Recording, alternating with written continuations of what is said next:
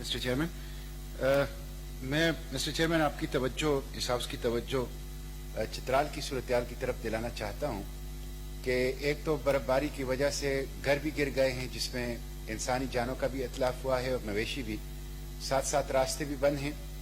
और वहाँ पे एक प्रोजेक्ट वापडा ने बनाया था, गोलैंड गोल हाइडल प्रोजेक्ट, 136 मेगावाट का इसकी पोटेंशियल थी और ये काम शुरू कर चुका है। लेकिन इसमें जो करप्शन की वजह से इसके जो पानी जमा करने के जखीरा है उसमें भी नुक्स है, जिसकी वजह से पानी प्रॉपर तरीके से जमा नहीं हो रहा और ये इस वक्त सिर्फ 6 मेगावाट बिजली पैदा कर रहा है।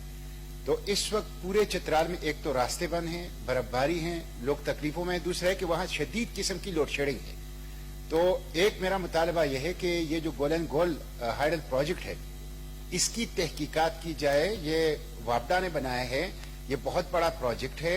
चित्राल के लिए है और पूरे सूबा और पूरा पाकिस्तान उससे मुस्तफीद